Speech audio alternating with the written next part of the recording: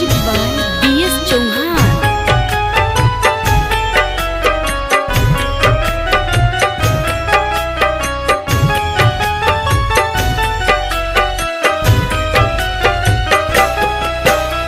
कोरलीनी हो रावा और अधिया के बेरावा सूरज देव आईनु है।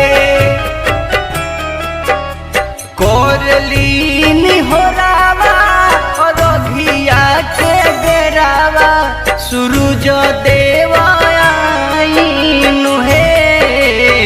जल बीचे खड़ा बाड़ी तिवाई के दर्शन देखाईनु है।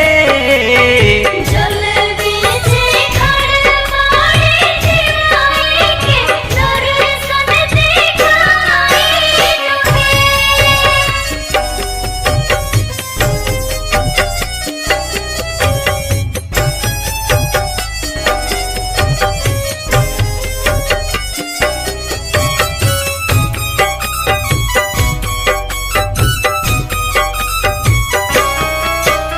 सात घोड़ा रथ चढ़ी पूर्व कयो रहो। जल्दी से निकली बाबा आसन यापन छोड़ हो।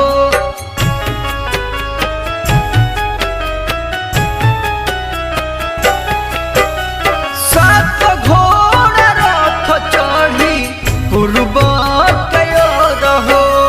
हाली से निकली बाबा आसन यापन छोड़ हो। सुखल बावे मुहावा तफारी यापन कुहावा न देरी लगाईनु है। जल बीचे खड़ा बाड़ी तिवाई के दर्शन देखाईनु है। जल बीचे खड़ा बाड़ी तिवाई के दर्शन देखाईनु है।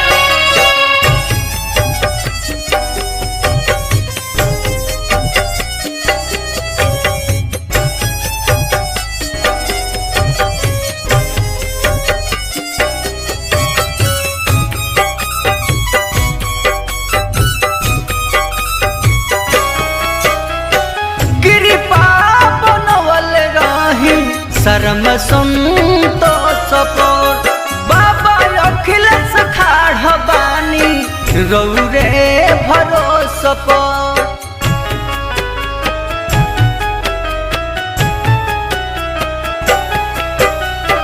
कृपा बनवल रही शर्म संतोष पर।